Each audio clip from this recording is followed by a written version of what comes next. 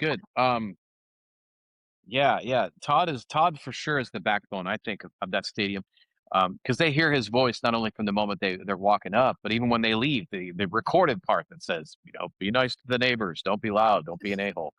Um, you know, not verbatim, but and whenever I'm hosting, I always try to point out that he's up there. That's an actual human up there. It's not recorded, and he's such an important part of the game. So yeah, he's definitely backbone. Me, I don't know. I don't think that, but I think so.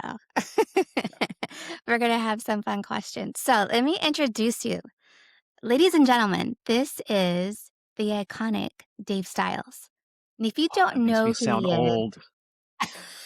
no, iconic isn't aged. It's a dynamic, legendary person. Um, so people primarily know you as the Dodgers, Los Angeles Dodgers, for over 12 years, I read. You are the also, well, I was gonna mix it up. You also are the K Earth 101 NLA radio voice, right? Still? I'm on that radio station. Yeah, I started there about 2.5 years ago. Yeah. Oh, okay. And then for over 12 seasons, you've been the radio or the radio guy, as you say on your Instagram for the Dodgers, correct? Well, radio guy in LA. I was at Kiss FM for about 14, no, I'm sorry, 11 years. Okay. And then I was at 104.3 for about 8 years, and then I took a couple of years off, and then now I'm at the my greatest job I've ever had at K Earth 101, playing 80s and 90s. And then yeah, this will actually be my 14th 13, season with the 14. Dodgers. Yeah. Do we That count 2020? I didn't work that year, but I was still on payroll. Oh, yeah. I mean, in that case, yeah, I would. Yeah, I started there in 2013 when the new ownership had taken over and redid the big screens and a whole bunch of changes, and I'm doing a pregame and in-game entertainment was one of the changes. So that was the first year of it. So 2013. So yeah, this will be season 14. That's amazing. And you're the Yeah. one that plays the iconic, legendary theme song for the Dodgers.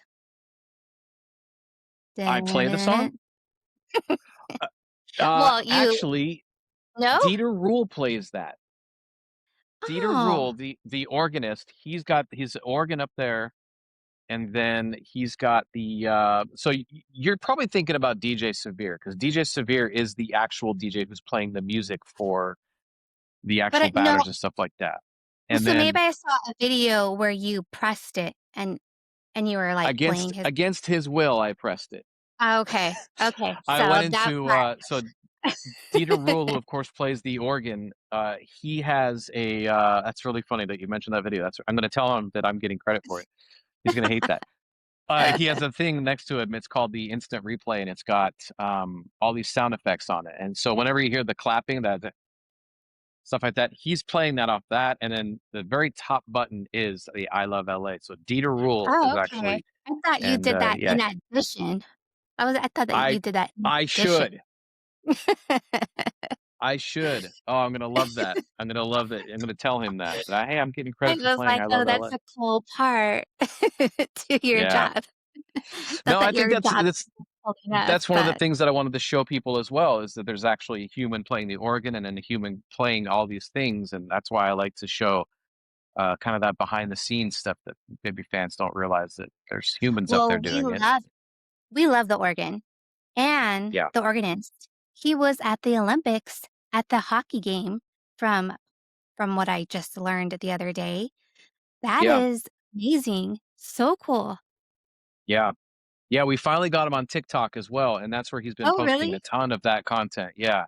He doesn't have Instagram. He's just been on Twitter, and we finally got him at least on TikTok, and he's been posting tons of his Olympics clips and stuff on there. So yeah, I can't Yeah. wait to hear stories from him about I that can imagine experience. he's probably gonna come back with some legendary stories, but yeah, we were, Yeah. watching some highlights and my husband and I, we were like, "What? That's so cool." So, that's very Crazy, neat. right? Yeah, it's very neat to have somebody from the Dodgers organization over there and hyping up the fans at such an iconic and pivotal moment in games, Yeah. so That is so Yeah, he was cool. there for that the U.S. hockey game, the Mhm. championship. He was there for that and Yeah, everything. So yeah, he's not only just an Dodger guy. I mean, he's becoming an L.A. hero because he does the Kings as well. I think did he do UCLA or something like that? He did another team, Clippers maybe. I might be that's crazy, but that's amazing. uh, What all of you guys play a big role together. I was telling Todd, you guys just all play you guys are like pieces to this amazing giant organization, but all collectively, just as the baseball team itself plays, their role together. You guys are essentially the same thing and really mesh well and make experiences at Dodger Stadium so memorable. And it's truly like Disneyland where you want to come back again and again. Um, so we thank you for that. Just want to give thanks in advance. And then, it's the greatest job go in the ahead. world. Yeah, I can it's the imagine. best. So let's get s let I wanna hear your story. How did you get started? What was the journey that led you to this sparking the idea that sparked the root origin that led you here?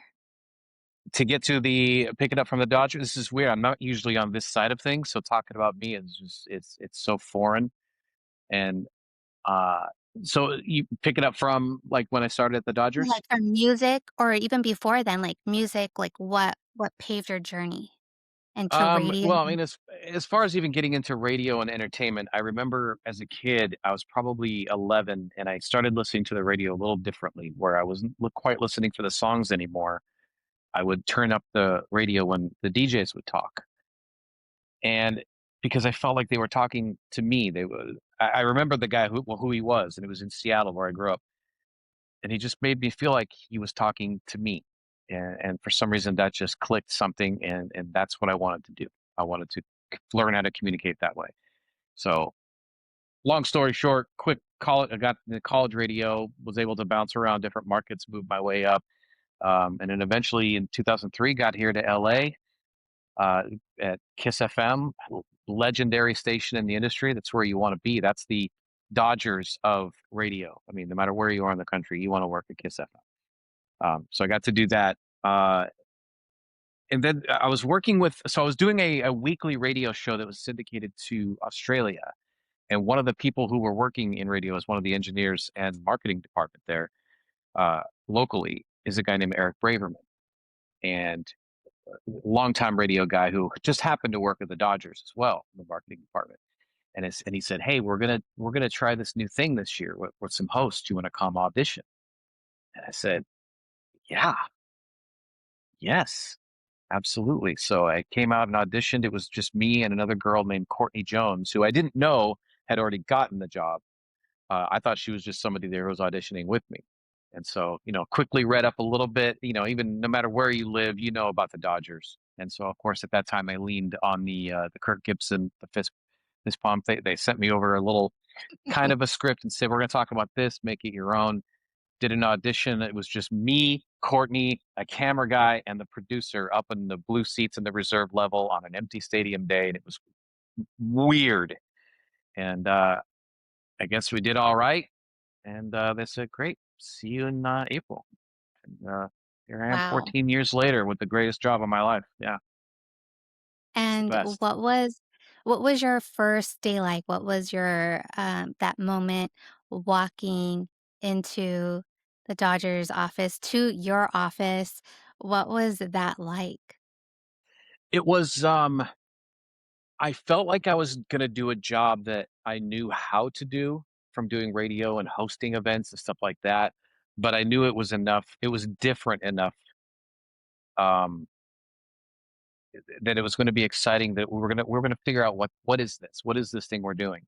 And there was, even in our main director Greg Taylor, who is the director of, he's our big boss in our pregame show and all that stuff, and he comes from TV. He worked at like Fox TV beforehand, so I knew that he wanted to format this like a TV show, like a live TV show. So I had the confidence that I could do live stuff. And I also had confidence because none of us really knew what it was, and we were going to build something brand new. Um, So my main focus was I want to respect what's in front of me, and I need to really learn more about the Dodgers, which you can never learn everything, but I wanted to learn more because I knew there was going to be a little uphill battle because something new in Dodger Stadium is always like it's always a little risky. Um, it's like they're like, "What's this? Are these just some idiots who are trying to get some footage for their reel to send in the E or something like that." But so I felt like there was a side that I had to prove myself that I was there for the right reasons, and just yeah, it was a trip, but there was a lot of comfort in it. Courtney especially with the other co-host I was with because she was super sports and she knew a lot of Dodger history, so I was able to lean on that and just figure out what where my role is. So So it sounds terrifying like but you exciting. yeah, I was gonna say you sound like you were, like, comfortable and confident in your skill and your craft, but then it was something new because of where you were at type of Yeah. thing? Yeah, Okay. I knew my confidence comes from being prepared. I'm always and that's something of course I've learned in radio over the years and also brevity. I know how to just do things and move it along quickly. But my confidence comes from being prepared. If I need to learn two things, I learned five just so I've got, just so I'm informing the character being me. I've got that confidence of, it's there. The other information is there, but I don't necessarily have to have it, but it gives me the confidence. So I think I practiced that going in. So I felt like, okay, I'm good. I'm all right. I'm all right. Maybe. It's Or am I it's not? It might go terribly wrong. And if it does, whatever, go again tomorrow. We'll do it again tomorrow. That's what's great about baseball. There's so many games. If I F it all up today, we'll try it again tomorrow. and nobody will remember. They'll just Yeah. be looking forward for the next game. Yeah. Well, some of them will remember. Those Well, I and I diehards that are there every game.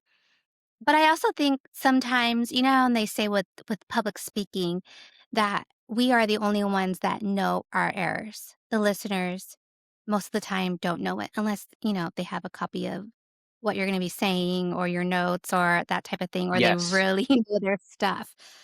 That's But most exactly right. And I've had to remind some people that too is they might not know that you messed up. So only you and whoever, like you said, has the PA script that we follow. They're only gonna know. So you're right. You're absolutely right. and so you mentioned how you loved radio and how you felt like they were personally talking to you.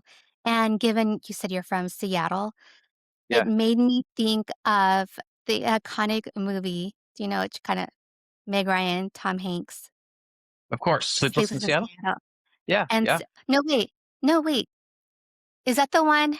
Yeah, that's the one where, Tom Hanks flies to New York, correct? Yes, To meet Meg to Ryan. get to well, kinda. I think he went there to get his kid, right? Because his kid flew there Yes, to yes, meet yes, the yes, lady, and yes, he's like, I better go get my kid. Yeah. yes, but the kid did the famous phone call into the radio. Into the radio. Yeah, yeah, you're right. That On the was houseboat that is still there, by the way. The houseboat that they filmed that is really? still in Seattle. Yeah, it's still on the lake. That is so cool. I always thought that was really cool, Yeah. type of way to live. But so when you said that, I immediately thought of, I guess Seattle kinda rung that, but having that phone call, because that's how it was back then. I haven't well, I guess the only phone calls I hear now are, like, those dating type of random phone calls, but Hmm. it wasn't like how it was in the '80s and '90s, correct? Where you have Yeah, well, I mean, that was like a love a more of a line type movie show, queue. Yeah. like a Delilah type show. I mean, the stuff I've Mhm. always done has been more top 40 music based, and so it's not real, we don't really it's the music is always the focus, so I never really stop down and But was if that you your interpretation? Was that how you felt though? Like that scene in that movie of they're talking to me? Like how the kid in the movie felt, where he felt so comfortable and confident to well, call sure.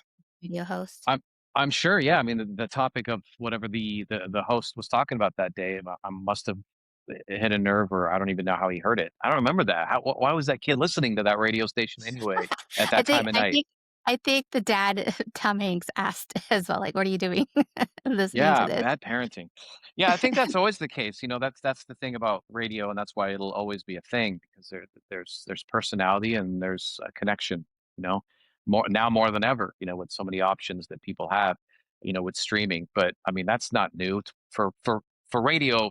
Dealing with something like streaming is not new. They dealt with tapes, CDs, records, even 8 tracks way back in the day, long before me. Um, it's just another, and streaming is just another lane. But what radio has to offer is a connection, exactly that, a way that we can talk, even on K Earth. Like we on K Earth, we play 80s and 90s music, even into the 2000s now. Um, but That's we now don't old. make it. Isn't that crazy? The old songs are Green Day, and it's like, God damn. I know. But but we don't really talk about the music as much because the music is our music is nostalgia based. It's to give you a feeling of nostalgia, but we don't take you there because your connection to this song is different than anybody else's. So that's yours. You create that. Our focus is to be today in Los Angeles. So when you listen to K Earth, it's not oldies. Remember when stamps were 10 cents? No, it's today. What's happening today in Los Angeles? And that's how we find ways to connect with the audience, what's happening. Um, so yeah, that's the part that that I absolutely love. And that's what carries over into, Dodger Stadium as well. Because, my focus isn't the players on the field.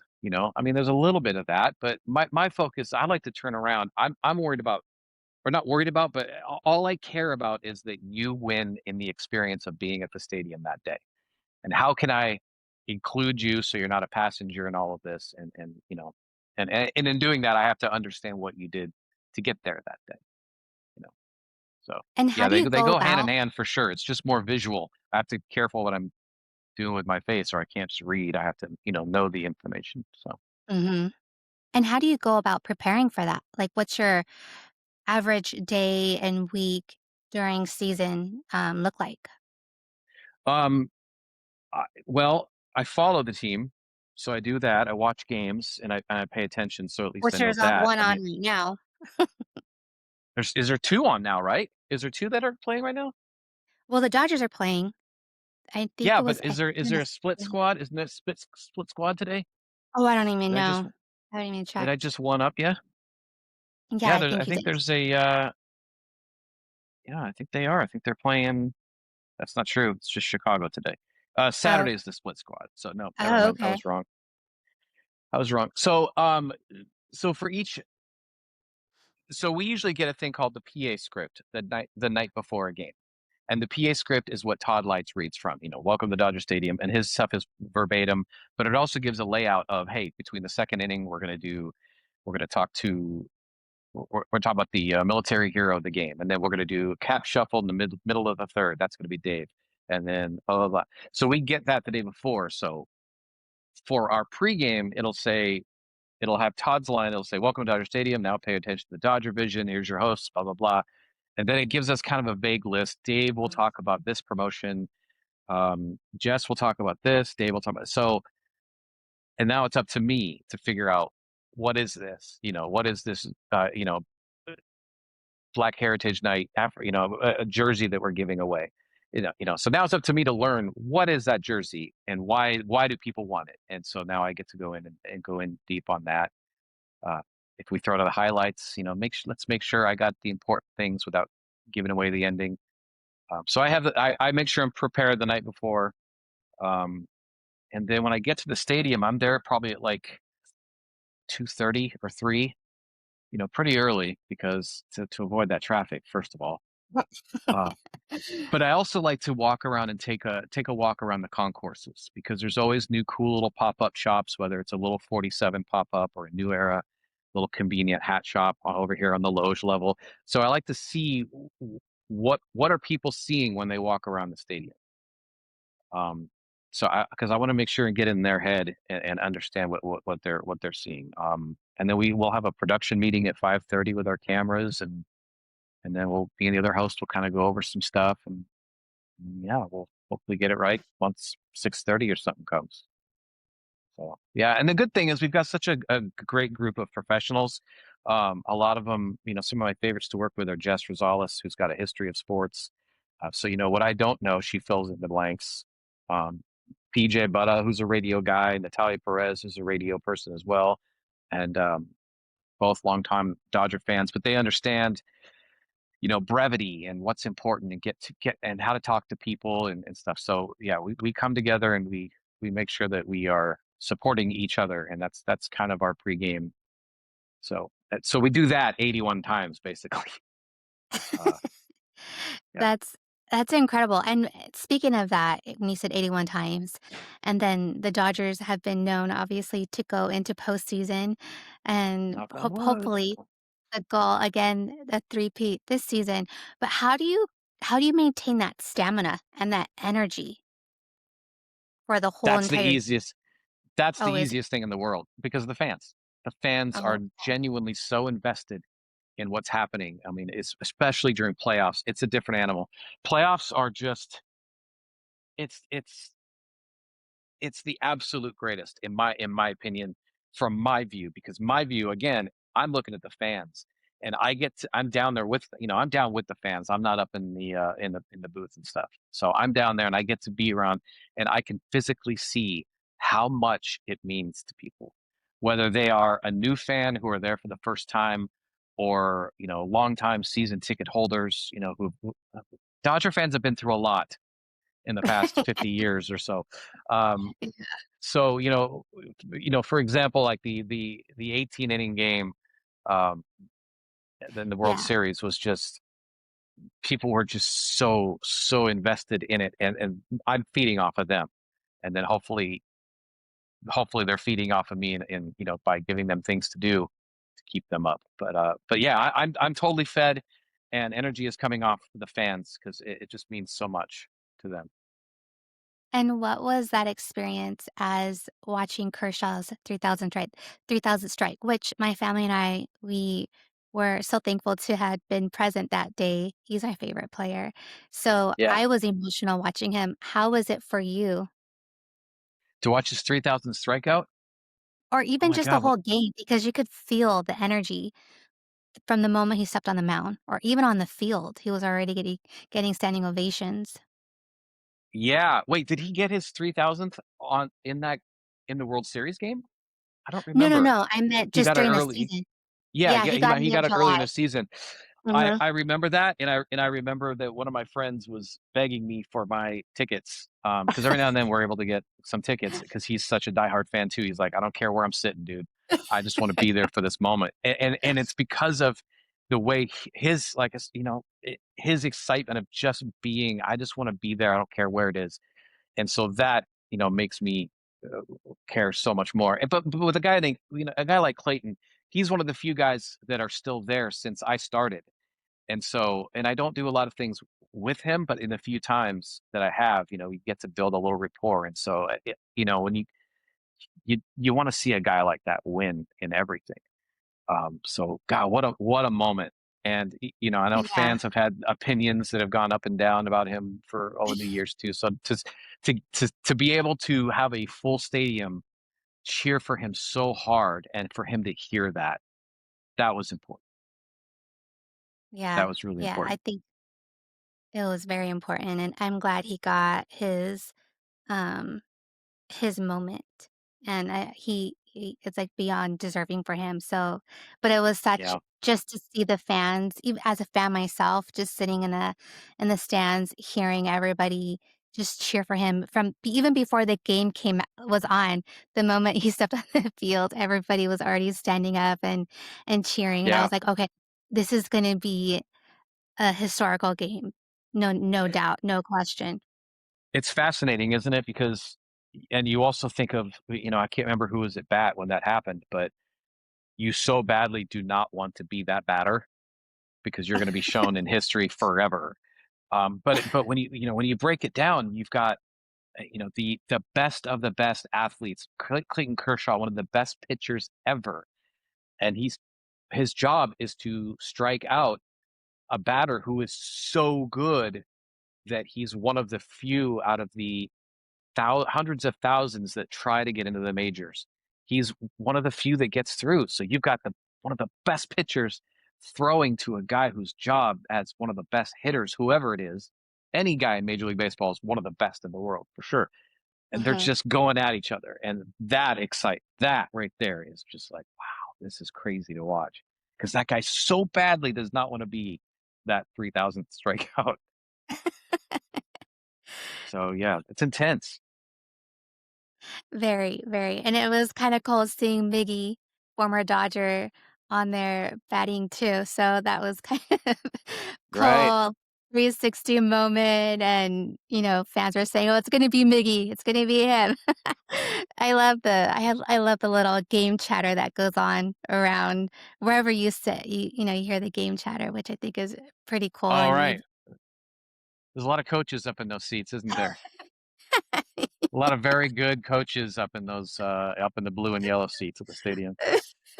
Like, yeah. Yeah, that's always yeah, it's fun listening and hearing people's thoughts out loud. Yeah, yeah. Um, so, as for radio, what is you shared your Dodgers time and how you prepare for that. How do you prepare for radio? How do you prefer like, I have no idea. Like, do you guys already have, like, a set list of what you're gonna play? Or how do you go about that? And then you said you're nostalgic. So, you're obviously creating and setting the tone, and, I grew up my mom was a singer, so I grew up in music, and I love it, and I have a playlist for gardening, I have a playlist to work out, so how do you do that? How do you create that moment Well, for drivers, especially in I LA, who could be commuting in yeah. traffic? Well, and that's the thing. Well, first of all, yeah, music the all the music has been scheduled at least a day ahead of time. And it's been that way probably since the late 70s because there used to be a thing called payola where record labels would give DJs money to play their song, a little bit more. So that had to kind of get fixed, and it was probably leaning into the 80s as well. Um, so yeah, playlists are done ahead of time, so I have no control of the music. Maybe if I have a little extra time, we have a list called fill songs. I can throw one in, but which is fine. I don't want the control, to be honest. I don't want that. I I don't feel like want that would that to be be my. pressure. It is, and I think that would be really arrogant for me to think that I know what everybody driving on the 405 wants to hear. That's just crazy.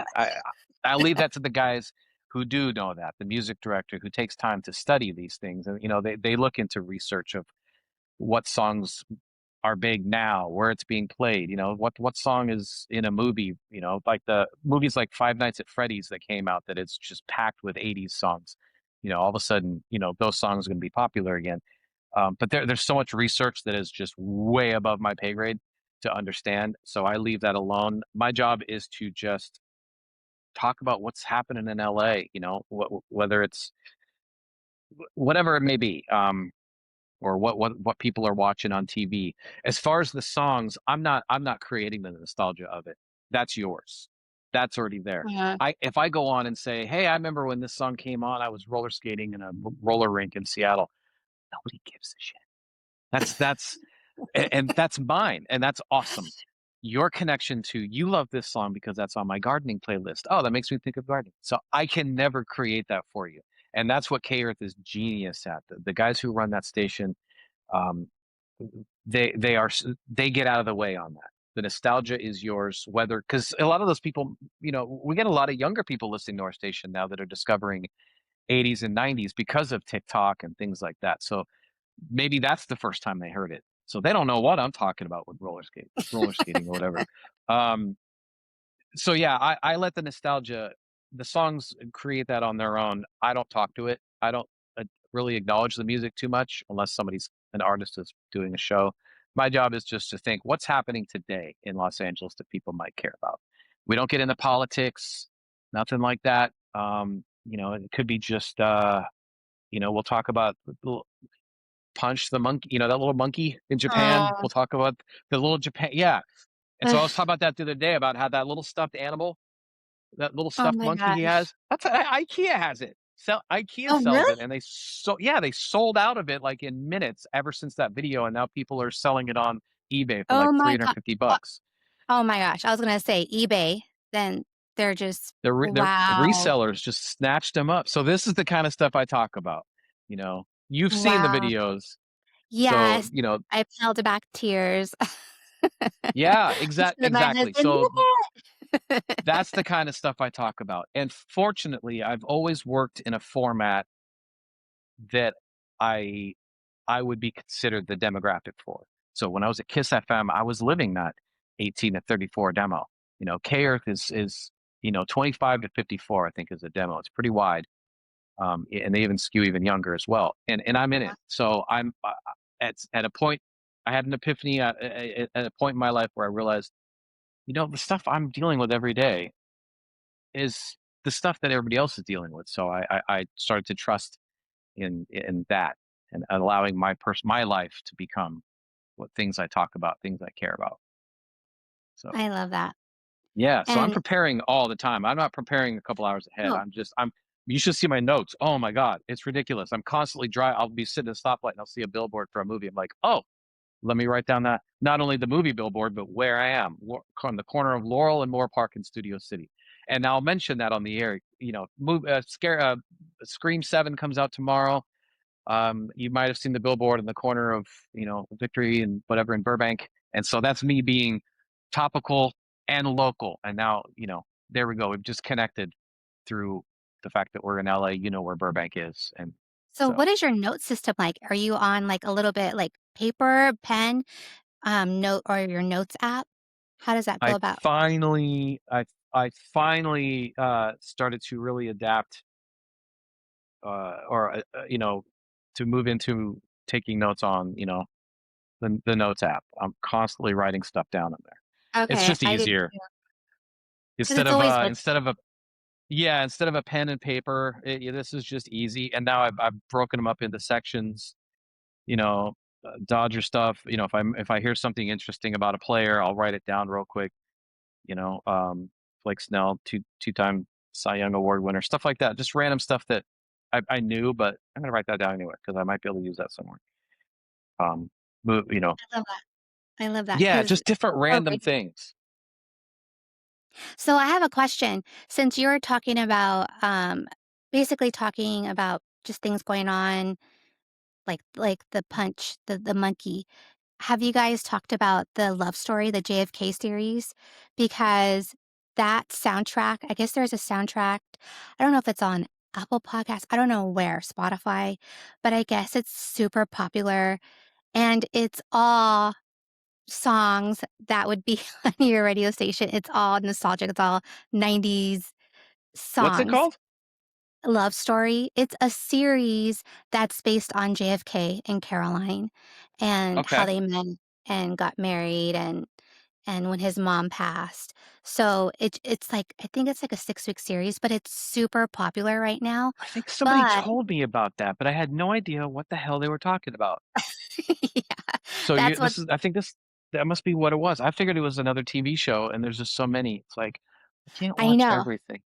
But this one, I told my husband, I said, "I think I wanna watch" so he's been watching it with me, but when they play the music, it's so I always tell him, I go, "This is a really cool soundtrack," but it's all 90s. It's like all the Oh, music, good. like Sade, so much. It's like it's a very cool Vogue, like the whole Madonna Yeah, yeah. type songs. So it's very, like, fashion, but 90s and yeah, New York kind of vibe, LA vibe, and I always tell Michael, "This is such a cool," I but have to it's watch it speaking then yeah. because that. Yeah, thanks for that. I can't remember somebody told me that too, and I just kind of brushed it off. It's like I don't know what you're saying to Is me. this going in your notes Um, app? yeah, I'm trying to pull. Well, I wanted to pull up what they said. Not that it matters, but love story. Yeah, I Yeah, heard there I it think is. it's Spotify that has the soundtrack. Watching Love Story, John F. Kennedy and Carol Bissett.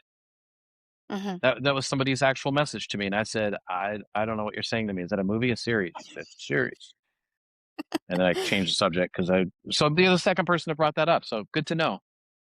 Yeah, it's a good series, it's, like, loosely kinda based off of a book, I don't know what book, but the music's really cool though, and then everyone's loving the fashion, so everyone's diving all the girls are Yeah. diving into 90s fashion right now. Oh So, yeah. Oh my God. Totally are. Yeah. All that stuff that we had growing up, we should have kept it because it's back and way yeah. more expensive than it was when we bought it. Yeah. So, Yeah. I'm sure you're gonna But get you're even right. more I'm new. watching. Yeah, I do. That's the stuff I pick up on, and I want to watch it, and I can even reference it. I don't have to go into detail on it, but even just throwing a couple little references, that stuff, that's the kind of thing that will click. Yeah, completely. So yeah, And then I'm that's sure you're good. gonna get more new younger listeners because of the series like this, because now they're drawn to the '90s music too, not just fashion, but they're drawn to the Yeah, '90s. during COVID, I started to watch on YouTube, all these reaction videos, like Twins the New Trend was the first one I watched. Those two kids that are listening to these older songs for the Yeah. first time. It's the greatest thing. And now I've fallen down such a rabbit hole of not only um because it's so great. And people think I'm crazy because now I do that with movies as well. There's another couple named Asia and BJ on YouTube, and they're watching movies for the first time ever. And I feel like I'm watching this now. I feel like I'm sitting with a friend who's never seen it and I'm showing them the movie. And now it's what it's like. Now I'm watching these two watch Shawshank Redemption for the first time. And it's just That's to see cool. their excitement in it, but also they're pointing out things that maybe I didn't notice. So Mhm. yeah, there's a real big discovery right now of people rediscover, or for the first time, 80s and 90s music, even early 2000s, which is great for a station like Hey Earth, which is probably why they're killing it, because people of all ages love it. No matter where they discovered the music, they're like, oh my God, this music is amazing. I remember hearing that in a movie, or something, whatever it may be. So it's the Yeah, best. I don't think anybody can ever replace the music from back then, and I hate even saying back then 'cause We sound like our it still parents now, feels don't we? yeah, it still feels just like 5 years ago, you know? Right. Yeah. I was talking yesterday about, there's a lot of our artists that are nominated for the Rock and Roll Hall of Fame. And, Phil Collins, New Edition, which is one of my favorites of all Mm, time. And then Pink is on the list. And I was like, Pink? what? She's too new. And I was like, wait, no, no. I played Pink's first song. I think it was Most Girls by Pink in like 1998. Oh my gosh. That's like almost 30 years ago. And Don't I'm say having it. all this realization while I was on the air, by the way. And I was going, oh my God, Oh, somebody go get me my calcium pills. I'm old.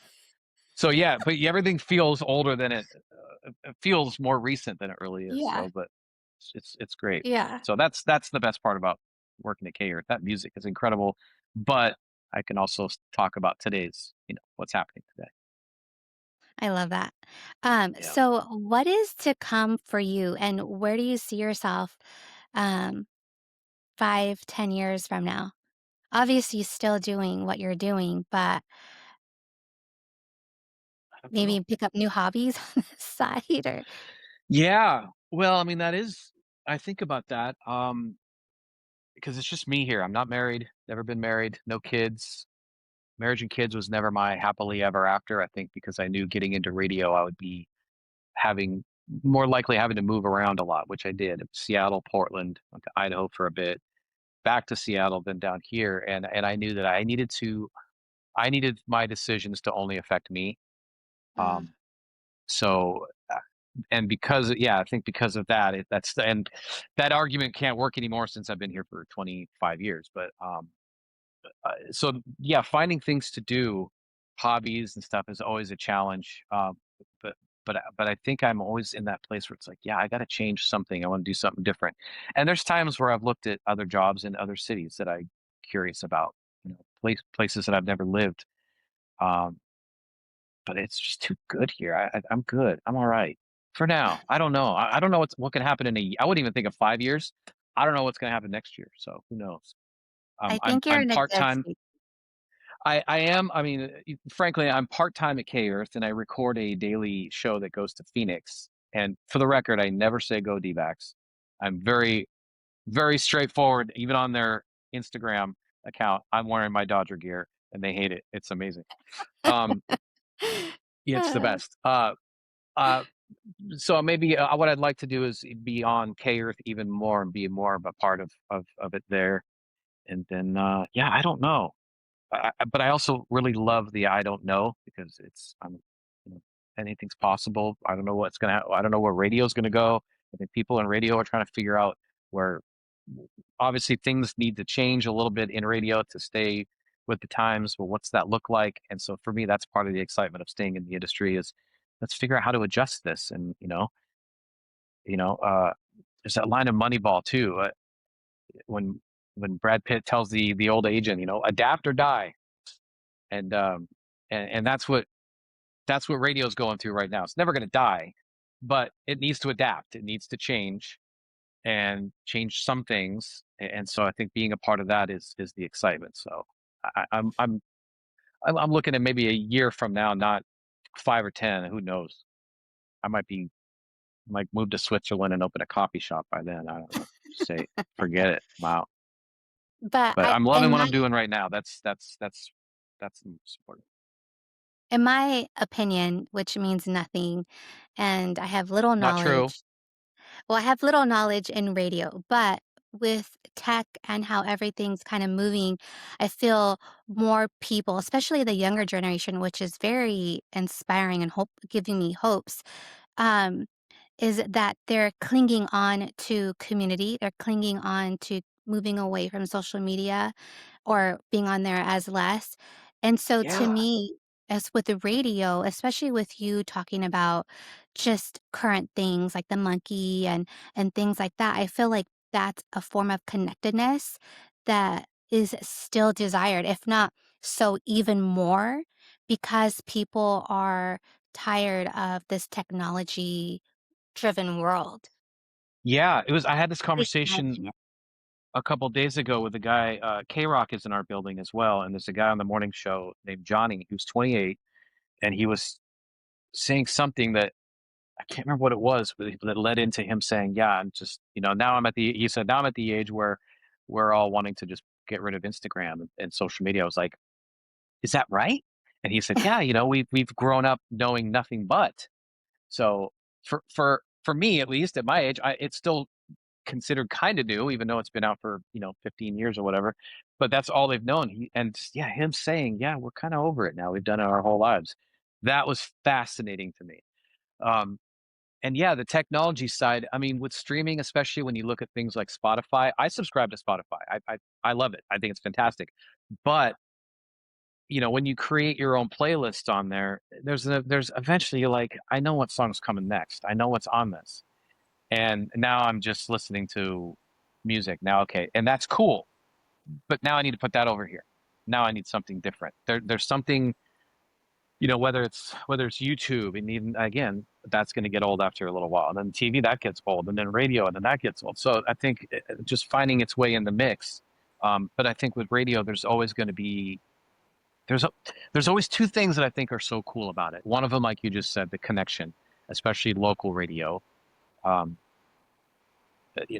things that are happening where we're traveling, what's happening at the LA County Fair, or what did you have there, kind of, but also just knowing that if you're listening to a song like Everybody Wants to Rule the World by Tears for Fears, if you're in the car listening to that, just knowing that there's millions of people in Los Angeles listening to that song right now, and it's at the same, you're singing the exact same spot. So that song is being played at the same time to everybody, and there's a connection in that as well. And yeah, if you're listening to the morning show and they talk about something and you tell, did you hear the morning? Yeah, I heard it. There, just that's a way of being a part of something, and I think that's what radio is offering as well. Completely agree, and that's why I feel like radio is never gonna go anywhere. I mean, it's been around since before TV, you know? Yeah, And yeah. so I just think it's like, the music and hearing the person behind the mic talk as yourself is a form of connectedness and, that we all need. Now more than ever. Now more than Mhm. ever, because there was a time a couple of years ago where it was like, hey, let's keep these talk breaks short. Let's talk for 7 to 10 seconds. Literally, that's what they Oh, would say. No, let's wrap it up quick. Which is cool. I get it because let's keep it moving. Let's keep the songs moving. Well, now, since music saying, oh, 60 minutes nonstop music, it's not that much of a flex anymore. It's not that big of a deal. It can't be just about the music because that is accessible anywhere now. At the It's in your pocket. The song that you want is in your pocket already. So now they are opening things up again, and now especially with things like podcasts where that has built personalities, and connected people, and people now actually want to hear opinions and thoughts, and now radio is finally saying, let's get back to being personality again, and let's let our DJs talk. So my bosses are always telling us this. They're saying, talk about something, but have a take on it. What's your take? Because that's what people care about, whether it's good or bad. Who knows? It doesn't matter. Just have a take. And so now radio has gone back to this personality radio again, and that's awesome. So this the Because you fact guys that are they're like, still go ahead. say again. I said you guys No, are go ahead. like original podcasters in a way. Yeah, well, especially morning shows, when they can have Hmm. longer talk breaks and personality, and then of course you've got commercials. But I mean, so does Spotify. They've got those at the beginning and sometimes every 10 minutes. Of course they do. You got to pay for it. Radio's got That's why radio is not charging subscription fees. We have the luxury of you get it for free. Our rates are never going to go up because our money comes from the advertisers, not from you listening to our station. And so because of that, it keeps it free. Now there was a time when these commercial breaks were getting 12, 15 minutes long, and it was like we need to figure this out. And so K Earth has done a great job of condensing these commercial breaks down, and finding other ways to value their um, you know the clients, the advertisers, without annoying the hell out of and spamming the listener. So, and that's another thing that's what's great about radio too, is it's immediate. We can change something in the moment. It's like, what, we want to change something now. Great, do it right now, because we don't have to. It's not like TV. I mean, TV can, but they've got to adjust in different ways. Hmm. Um, so yeah, I think it's exciting. I get excited talking about it because I know it's going to change even more, and it's fun. It's so fun to figure out what is this going to be, and that was, and to bring it back to the Dodger thing, and that's I think still constant thought in our brain is, what is this? What is this going to be? What's this going to be this year? How are we going to do this different so it's not crusty? And I So think you're in such an excellent city and organization with the Dodgers because LA is just a melting pot for all things new. The city, you guys have so many talents in all facets, where I think the ideas are endless and the possibilities are endless with the people in that city as yourself and all these other skilled professionals. And then within the Dodgers organization, you guys just have so many class act talent where you guys, I mean, I can only imagine what's gonna come in the future. I just know it's gonna be great because that's what you guys strive for. You guys strive for greatness. there's definitely a bit of product of your environment when it comes to being in Mhm. LA. I think it keeps us young and energetic when you see other people excited and motivated. And even within the organization, yes, I see. I have a great little relationship with the bulldog. Hershiser. I see him all the time. He's such a smart ass. He'll look at me and say, Are you on screen today?" I say, "Yeah." And he goes, "Are you going to change?" And he's such an ass, and he's doing it to be funny. But we have these frank discussions. Like we'll do a sponsor event together at the stadium, and then we'll have some downtime. And it's really interesting to hear him talk because he's still finding his way through his commentary and play by play and trying to figure out his thing. And so we learn a lot from each other, and we have a lot of really good, quick conversations about that, because it's similar. We're servicing a certain audience, um, but they're connected. And I have a great relationship with Steven and Joe Davis as well, and we learn so much from each other. And we recognize each other, and we walk by and say, "Hey, that was really cool the way you did blah blah blah," And so yeah, and it's like, "Oh yeah, we should do that. I like how they did that." And so yeah, it just within the organization, and so supportive. People like Eric Braverman and Lon Rosen are just right there, and that there's such a confidence and a belief in us, and open door policy. I can go sit and talk to any of them, and run ideas by them, and it's good. It's great. It's a great place to learn. And the two jobs that I have, they complement each other so well that I think each one has made me better at the other. So Mm, yeah, I especially on love understanding what it takes for a Dodger fan to get there on a Friday night game. I mean, first of all, that fan probably woke up early, took their kid to school, then got ready for work, did a full 9 hour day, fought traffic there and back, and they've been looking forward to is just unwinding with a beer and some helmet nachos at the game. So I know they're on their third wind of the day. And so I need to understand that. And how can I make this smooth sailing for them, but also make them a part of what's happened today? So that's my well, challenge, and that's all I care about. in our case, my husband and I drive up from San Diego up there, but we drive up very excitedly and pumped. Yeah, totally. Right? Because even if it's, yeah, there's just something about being able to walk into those gates and just leave the noise of life behind.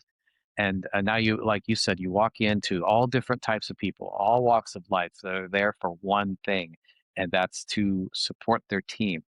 And even if they're not a fan of either one, they just love baseball and being outdoors. Maybe they don't even care about baseball. They just want to be in that environment and understand what this what this logo means. This has been it's such a I think to some people it's such a piece of fashion. It's cool to wear a hat. And I think especially the last couple of years, people are understanding this means something. This is a part of our Yes. community, and this means Yeah. so much more than just a logo. And here's what it means. And I think when they get to the stadium and they go like, I get it. I feel good here. This is good. I don't know what the hell they're doing on the field, but I'm gonna learn it. And so yeah, it's good. It's fun. I will admit, I will share, my cousin being in San Diego, we have a lot of family and friends that are Padre fans, and you know how Little League, they have, they do other teams outside of their own city, which I think is so Yes. funny.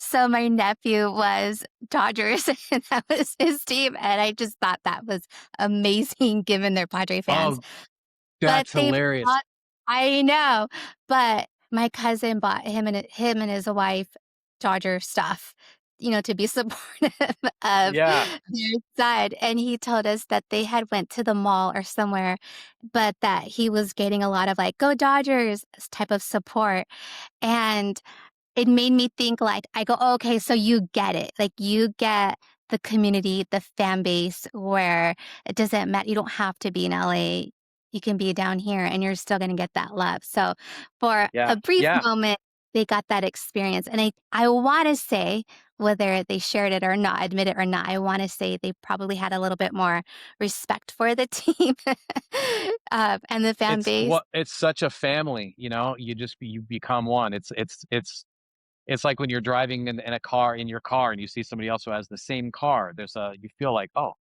what's up?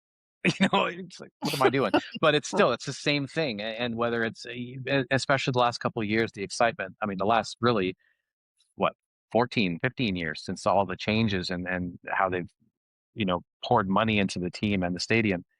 um, we're getting it. We understand what it means, and it's what a togetherness of all ages. When you go there and you see, um, kids that are there, The and then kids are grown my favorite. adults.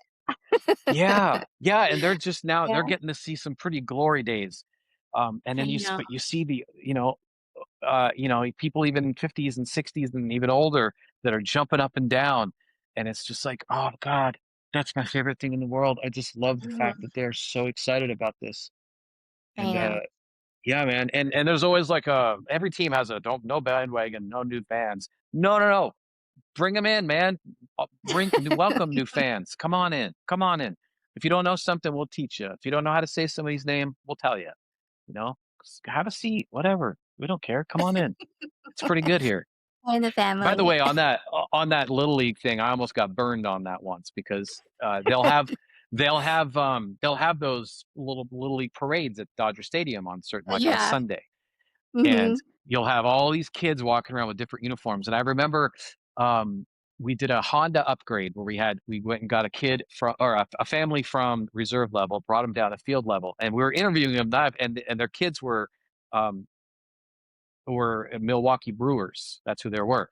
And I'm interviewing the dad who had Dodger gear on, but yeah, and I'm like, good job, man. All right, cool, congrats. And he goes, yeah, go Brewers. I'm like, no, no, no, no, no. That just to clarify, because people there don't understand. I'm like, just to clarify, he's talking about his kid. Stupid. Back up to the reserve level. So I got to do that on camera and it was fun, How and he funny. realized it as he said it. He was like, no, no, I don't mean the actual Brewers. I mean, That's my one of my kid. favorite moments. I mean, my kids, little Brewers. Um, How the fans are funny. the best, man. My favorite thing at the stadium too is in between innings. On the big screen, people call it jumbotron, but it's called Dodger Vision. On the big screen in between innings, you'll see the camera will go on a fan who will just be sitting there, and then they'll notice themselves and they'll jump up. They'll be like, "Oh my God!" Those are my favorite moments because now that person who's sitting in whatever aisle that is, whatever seat in the loge or reserve or wherever, who probably are just feeling like I'm just one person, a passenger in today. I'm just at a game. Now they are part of the day, and they will never forget that. That feeling of, oh my God, I I was. was seeing They put the camera yeah. on me, on the big screen. That's how. And now that's it. And that's my favorite thing. And there's the director. I tell him all the time. I said, you are the most important person because you make everybody seen. You make them feel seen, and you make them feel a part of the day. So yeah. And they're I never get gonna crazy forget with that. it. That's I'm for I'm always turned around. I'm focused on the fans. That's I just want them to win in the day. So that's where I get excited. well, I love that, and I love your passion and love for doing that. So, I wanna ask you a couple as we close up, a couple of lightning round questions, fun ones.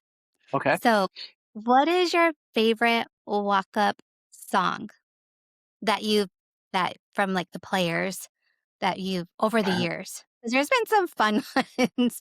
There has. I remember one year that they were all picking kind of funny ones, trying to be jokey, and Zach Greinke chose "Careless Whisper" by Wham, Oh, and it I was just love like that.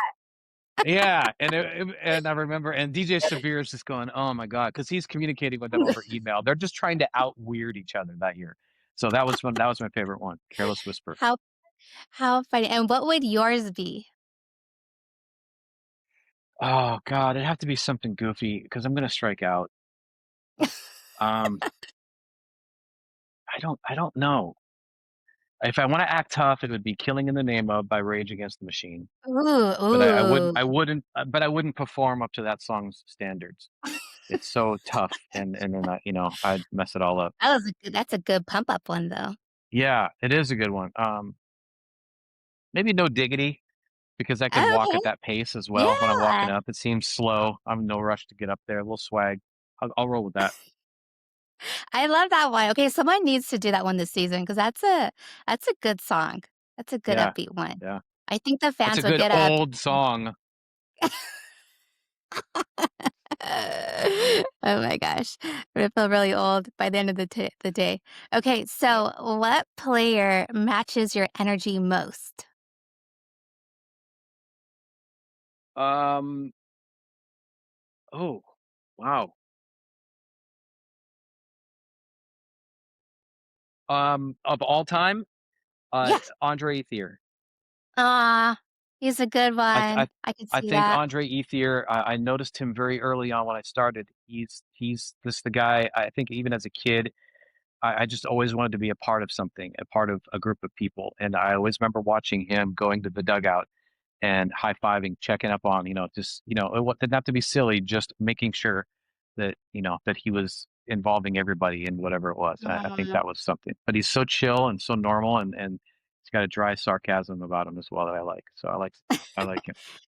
I'm gonna go off. So one day the Dodgers were down here playing against the Padres, and my husband and I, we walked Coronado Beach practically, well, at that time, every Saturday morning. Yeah. And so we were walking by Hotel Del. We were behind Hotel Del. And I'm just dazing out to the beach, whatever, talking, and then I hear, "Ethier!"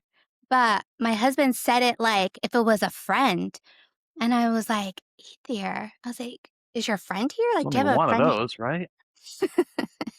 I didn't think of the baseball player Ethier. I thought like a childhood friend. Just the way he said it, it was like old childhood friend. And then I look up and it's Ethier playing, making a sandcastle with his kids. And I was like, oh my gosh, leave the guy alone. But that's him, right? I mean, he's just so chill and normal, and Yeah. you see him. It's funny. He walks around the stadium just in casual shorts and tennis shoes and a t-shirt and stuff. And sometimes I'll walk. He'll walk by. He'll do a quick fist bump. Keep going. It's like, is nobody realizing? And so I think he's so just casual and likes to fit in that I think people just think that's just some guy who looks like Andre Ethier. Because why would he be Yes. walking Yeah. around Loge level like this? But he's just so normal. That's really Yeah. funny. Yeah, I can. That That's makes very sense. funny. So him just. What is he doing in San Diego, by the way? Oh, they were Well, it playing was down there. years ago. Yeah, they were playing. It was when he was on the Got it. team. Yeah, it was a while ago. So, Got it. what's one food item from Dodger Stadium that you can't resist during a game or after, before? Uh, boy, Snacks. something I can't resist. Well, Yeah. I all of it, and that's why I've had to become very, very strict and not eat any of it because and I noticed this in my first season in 2013 up Oh, there. We man. in the press box we got free Dodger dogs after like the sixth inning, and Oh, so wow. I would grab two. I would eat one there and then take one of the car, and then by middle of July, I'm like, boy, my jeans are fitting a little tight, and so I realized that I got to get this in check. So I haven't had a Dodger dog ever since 2013, but everything Oh, there is wow. so delicious. I know, I I mean, know, that's an applaud. I know. I have to, my metabolism just doesn't agree with any of it anymore. So I have to 'Cause of be age. real. Yeah. How dare you? I'm very, very, very young. Um, yeah, I mean, in truth, that's what it is. My body just doesn't agree with a lot of it. So I have to be very, very cautious. Same. Yeah. Otherwise, I'll start to get a little fluffy and and it's not even about vanity. I know. For example, It's just last season, health. I let the snacking get away from me a lot, and mostly because of I was using it for fuel, and unfortunately, the Uh, fuel they have up there is Sour Patch Kids and donuts uh, and stuff like that, and it catches up. But it's not even just for vanity, like oh, I just look like crap. But it was in the 18 inning, in that 18 inning game, I'm climbing on top of the dugout on camera trying to get people going. I'm like, this dugout is it getting higher because this is harder to climb up each time. And I was just realizing, uh, no, that's me. So I have to be a little. It's not a great answer, and the food service is not going to like to hear that, but that's more of a me thing. So I have to. Maybe this is not a great answer from me, but I have to avoid all of it because it's just so effing delicious that I just won't stop. Right? yeah, it is delicious, but yes, age over here too. It catches up with you. Oh, Um, I'm much older than you, and yeah, my body doesn't like some of that. Could be a bit of a grumpy traveler through the system and just bang you up. I I I hear you. Last one. If you could swap roles for one inning with the player, umpire, anybody, who would it be? Oh, it's got to be a player for sure. Um, I'll whoever's playing left field. Let me take left field. Oh, that's Yeah, cool. yeah, I'll take That's that. really I mean, cool. infield would be cooler for the playing shortstop or something would be cool just for the view of just sitting there and looking up at the stadium. Yeah. But I think I think just playing left field, I think would be just amazing because that view, plus you're the first one to get shade over there on those on some of those games, right? Yeah. Right Yeah, field yeah, is yeah. just The painful. You're the summertime. last one to get. Yeah, you're roasting him right. No. Uh, and because left field is so close to the pavilion and that whole little turn on the left field level, the people who are just trying to get a foul ball. So I think being in left field, I like that. I like left field. So whoever's That's playing left awesome. field that day, let me switch. Who's playing? I don't even know. Are they moving Teo this year? I heard they're moving him over to left field. Is that right? Yeah, they are. Look They at me are. knowing stuff. Trying to think. Um, my husband just my husband just got home, so I'm like, shh. I'm trying to think. They did Oh, move him, I think and I then heard they Dave got saying a new. something about that. Yeah, they moved him, but then they got a new player, I think, to play that position. Oh, If my memory is correct. I feel like at the beginning of every season, there's always movement and changes in yeah, players going around that. It's gonna take me a few games to kinda get familiar with who's where and yep, who we right. got, new players. Who's in Uh, left? And I had such high hopes last season for Conforto as well. I really thought he was going to come through. He yeah, had such a great preseason. We had such a yeah. great spring training. So he was out there and left for a long. I was really hoping for that guy. But I know, as it I is, know. But we gave him so many chances, so at least we didn't just, like, cut off short with him, you know? yeah, We gave him he's going to come back. He's going to hit home runs against us because that's what happens, right? As soon that's as the guy what leaves always us, they they have their best game it's like ever they against learn us. from the best team, and then they don't have the pressure, so then they far exceed everything. Yeah, of So, yeah, that's definitely gonna happen. But Dave, thank you so much for spending time with us today. Is there course. any, like, last words that you wanna say for fans, the beginning of the season? Uh, show up Your on year's time. just starting. Stop showing up in the third inning because sometimes you miss good stuff and stop leaving early. You know how many people I've talked to that talk about the Gibson home run and that Mm, they were in the park. They were one of those red brake lights in the parking lot when that happened. And it's just, you know what, you're paying good frankly, you're paying good money for parking and for your ticket. You know, what's getting out of there and getting home 20 minutes earlier? Who cares? You never know what's going to happen. You know, towards the end of the game, we've been down by multiple runs and come back and won it, and that's the excitement. You know, come early. Those gates open at 2 hours early, so you can go and have some drinks in Centerfield Plaza and have fun. Take in the whole experience. You know, come be a part of the whole thing. That's all I would say. But at the same time, I get it. So people who show up who are working until 6 and then they have to fight traffic and then get so that part I get it. But otherwise, I no, agree. man. We get there early. You know what I'll say? I'll say this. I'll say I'm so thankful because in 2013 when we started this role but that we didn't know what it was and there was some concern of me, this little white dude coming into Dodger Stadium looking like Ryan Seacrest. What is he doing? Who is this? And change is the people are always a little finicky when it comes to change there anyway. Um, but every fan has been so accepting and it really has been and I've created some great relationships with fans there and I can hear feedback from the bosses saying hey good job doing this or whatever, but there's nothing better to me than to walk by and a fan on the escalator, fist bump as you're passing them, or connecting with some of these guys like Beer Salt Bob and the official LA Dodger dog, Alan, all these fans, that you get to know over time. So I think just being accepted as part of that family, it just means everything to me. It they understand that I know the material. I'm a fan, and and I respect them, and just being accepted, I think it's nothing. There's nothing better.